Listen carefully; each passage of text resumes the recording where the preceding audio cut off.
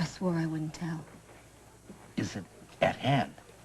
Well, it's at hand, and I could show you it. Or maybe someday I will. Or night. Definitely. You're, you're really hot about this, aren't you? Roger, I am on fire. I have that bonanza feeling like when I got into commodities. I mean, I did okay in that, didn't I? Yeah. See, I have that same feeling again, and it's in my bones. Roger, the wave of the future is in the past, and I am going to ride the crest of that wave to fame and fortune. Well, if you were a walking advertisement for your product, Delia, I would say you are halfway there. It would? I mean, I am? Yeah, so save your steam for Schuyler, okay? I mean, he's the one who's going to invest all the money. Well, I know that, Roger, but I really don't want to leave you out in the cold. Well, you can find me a vintage raccoon coat, cheap. Roger, wouldn't you like to plant a tiny little bit of seed money? Tiny. You know that I would, but my money is now Maggie's money, too, and she is against it. She's against me. I promised her, Delia. You know, I would really be humiliated if I were you. You are a slave to love. You know that. I smell money coming. Schuyler. Hi. Schuyler, so glad you could make it. So am I. I hope I didn't keep you waiting. No, not at all. Schuyler, this is my favorite former wife and constant dear friend, Delia Crane. It's my pleasure, Mrs. Crane. Just call me Delia. Delia, this is my legal eagle, Raymond Schuyler. Now, he walks like a man, but he has the hearing of a bat. I mean, he can pick up the faintest sound of opportunity knocking. Well, if that's right, then you and I have a lot in common already, Raymond.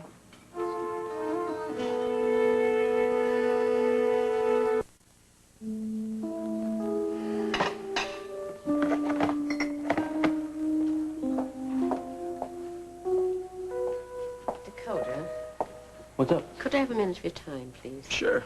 I got all day. Boss goes pretty easy on me. I realize how you must feel about seeing Francis with Jillian. Hey, you always said that they would end up together, Yes, right? I feel that, but those feelings have nothing to do with you. I know that. Just how things turned out, that's all. Look, I don't want to talk about them. I want to talk about you. I want to say straight out that I made a mistake about you. Come on, Maeve. We both know you don't make mistakes. Would that were true. No.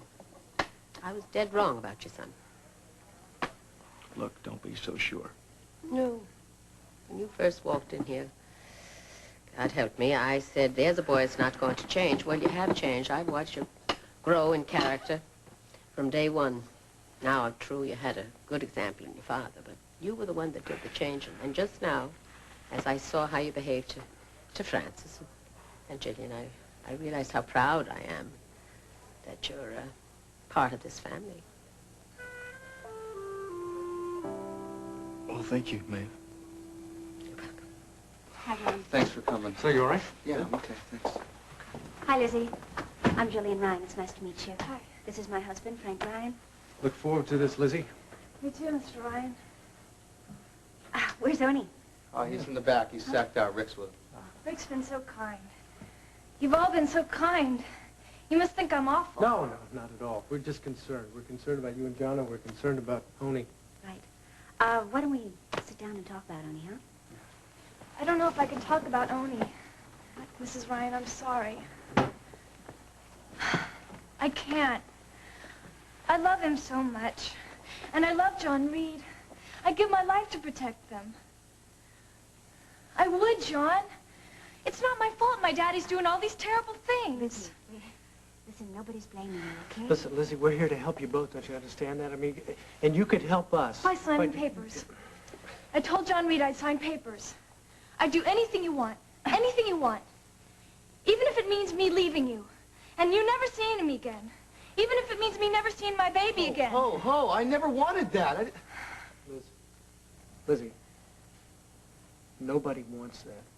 You understand that? Please understand that. Nobody wants that. Jill and I just want you to tell us how you perceived the arrangement that you and John had about Oni before and after his birth.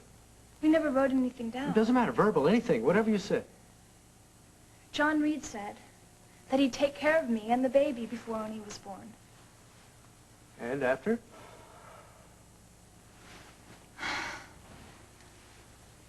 A night in Seattle. Night the baby ran a fever. And I couldn't find the baby husband. I guess that was the night you made me realize I was an unfit mother. That's when I told John that he could have Oni for keeps. And that you didn't want him. No, not that I didn't want him. That I couldn't take care of him.